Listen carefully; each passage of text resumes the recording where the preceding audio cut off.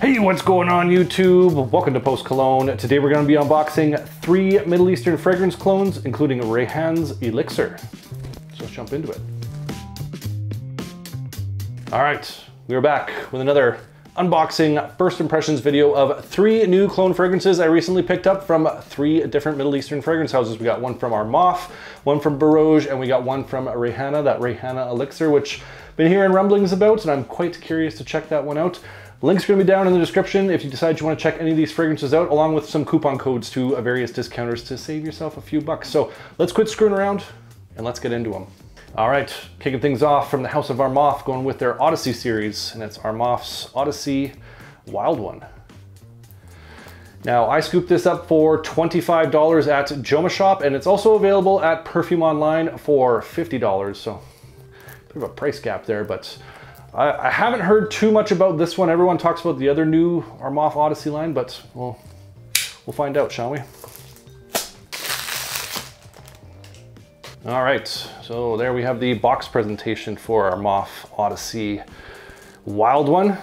Pretty straightforward cardboard box. It has the canteen looking style bottle kind of emblem right there with a nice tiger and some grass sitting there, nice shimmery gold.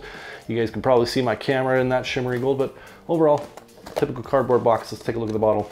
All right, and there we have the bottle presentation for Armaf Odyssey Wild One. It's got that grass pattern kind of going all around this typical Odyssey line canteen shaped bottle. Cap on this, little lightweight. It's got a little bit of kind of thicker plastic on the middle, but shouldn't crush in my powerful hands. And the atomizer on this bad boy. Uh-oh, oh, there we go. Oh, this is a terrible atomizer.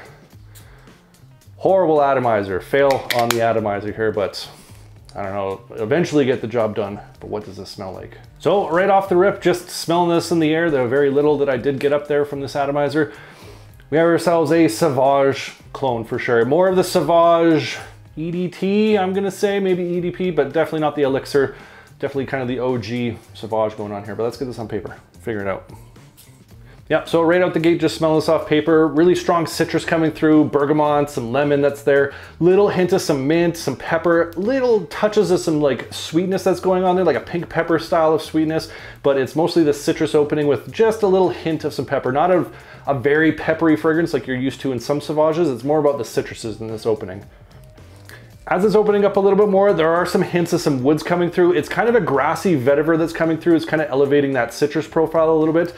Fresh spices moving its way through from some ginger, also kind of playing with that citrus nice, and the pepper getting a little bit stronger at this point, so it is adding kind of a bit of a nose tickle when it mixes with those citrus notes, but it definitely has that Sauvage. It smelled more like Sauvage in the air. It does off paper as well, but way more in the air. At this point, it's really strong citrus and has like just touches of those spices and that little bit of a woody profile. After a couple minutes here, a little bit more musk is coming up from the base, so it is adding a touch of some sweetness there alongside some patchouli that's coming through, a little bit of earthy tones, playing with some woody notes as well. Still a very kind of strong citrus that's there with that kind of peppery, fresh, spicy ginger spice that's worked its way in there. Little hints of some aromatics overall, but it's okay. It's like not the best Sauvage clone I've smelled so far in the opening, but let's skip to the dry down, see how it maybe unfolds, and we'll go from there. All right, back with the dry down of Armaf Odyssey Wild One. Been about an hour, let this settle down, do its own thing. I will admit the dry down is a little bit better than my initial first impressions. Not that it was bad, it just wasn't like the greatest Sauvage dupe that I've ever smelled. It was just a little kind of meh, to be quite honest, but the dry down is a little bit better. It has that little bit of citrus that's still there. The ginger and lavenders come out, so it has a nice like fresh spicy profile. It has a little bit of aromatics that are there, more of the wood, so there's that cedar, that vetiver that's kind of forming the base, little hints of some earthiness and some additional spice, the pink pepper sweetness that's come through, muskiness and all that combined, and it does have that Sauvage EDT style of DNA. Again, nothing too exciting to be quite honest. It's not the best Sauvage dupe I've smelled. It's not super strong.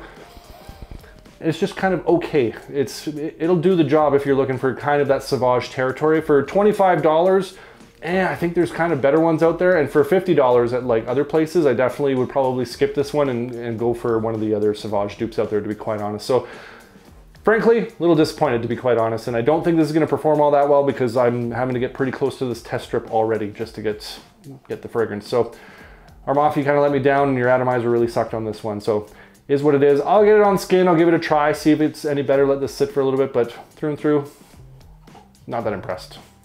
That's Armaf Odyssey Wild One.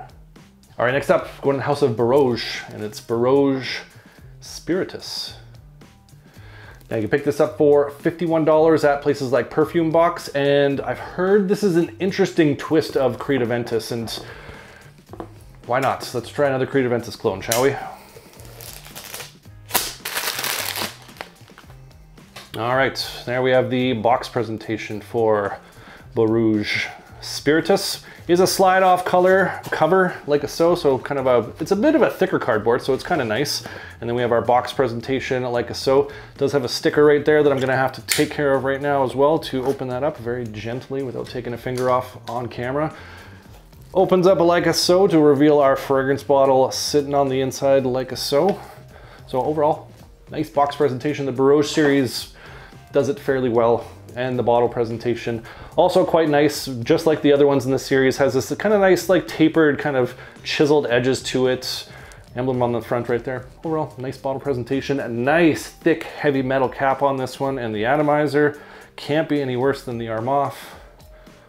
Oh, it's a pressurized atomizer, putting Armaf to shame. Beautiful atomizer on this. Will definitely get the job done. But what does this smell like? So right off the rip, smelling this in the air, undeniably a Creed Aventus clone.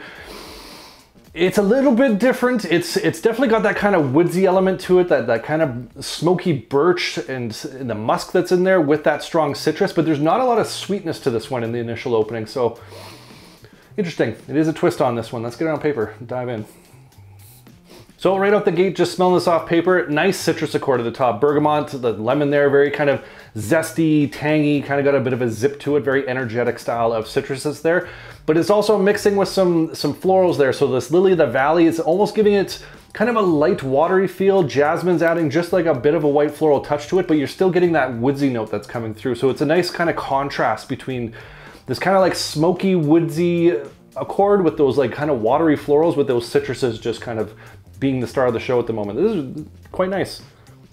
As it's opening up, this turned real quick, like within a couple minutes here. Nice sweetness that's starting to come up from the base. It's got this nice ambery sweetness with some nice, like really smooth musk that's coming through.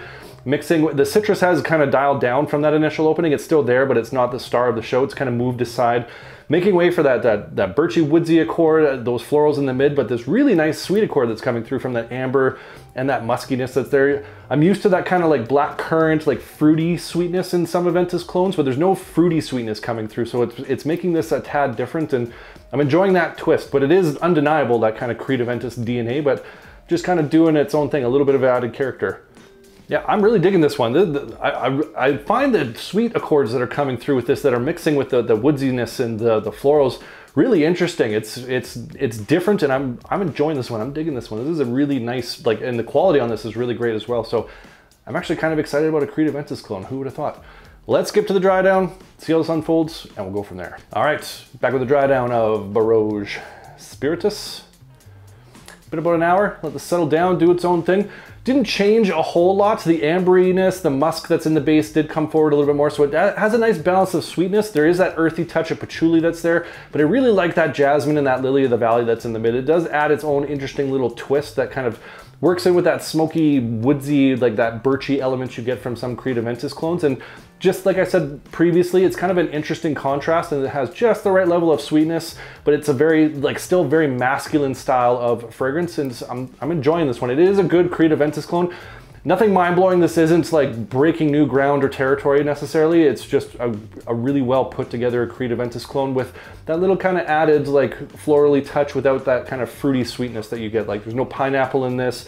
The citrus at the very top is nice, but doesn't have that kind of fruity sweetness that you get, that black currant, the pineapple that is missing from there, but it is replaced by that floral element to it and that nice ambery musk that comes in from the base. So pretty pleased with this one. I'm gonna get this on skin, see how it does. It's pushing off the paper pretty good, so I think this is gonna be a decent performer, but I'll have to let you guys know and get back to you. But overall, pretty impressed.